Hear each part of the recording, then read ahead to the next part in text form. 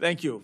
And I want to, Mr. Chair, I'd like to ask unanimous consent to enter into the record a letter signed by 155 pediatricians in Colorado from all parts of the state expressing their grave concerns about the vaccine hesitancy and the implications that has on future health of Colorado kids. Without objection.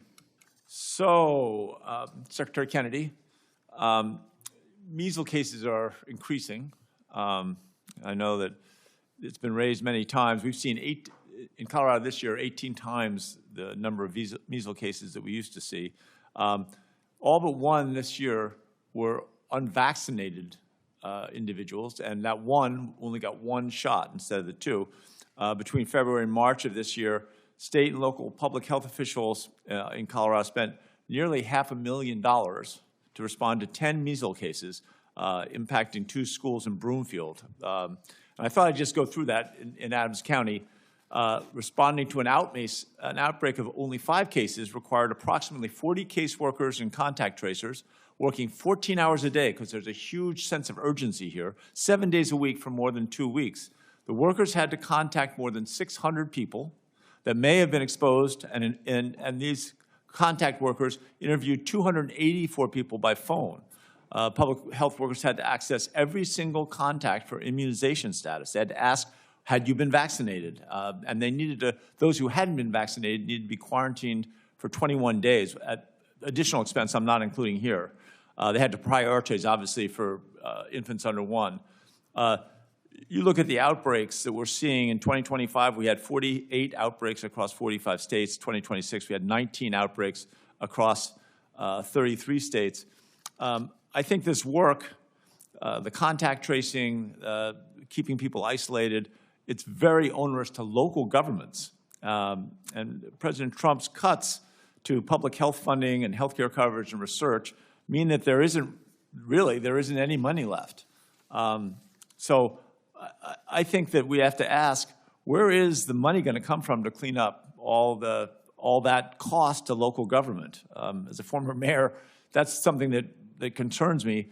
The healthcare system overall has seen about roughly $1 trillion in cuts. Just the budget next year shows further cuts. So how do you suggest us that the local governments and state governments, build back and find those resources? Senator, we've lost, I think, 3 Americans to measles in 20 years. We lose 2 million Americans to chronic disease every year. Do you know what the cost of that is? $4.3 trillion a year. I totally get it. I think we do 2 things at once, so I'm not sure those are mutually. Of course, we need to do 2 things at once, but we also need to do kind of adequate risk assessments. The big enemy of our country is chronic disease. It's killing 3 million of us a year. It's bankrupting our country. I am on your side on that. I agree that healthcare, that a healthy diet and taking charge of our own health early on is the best pharmaceutical we've got.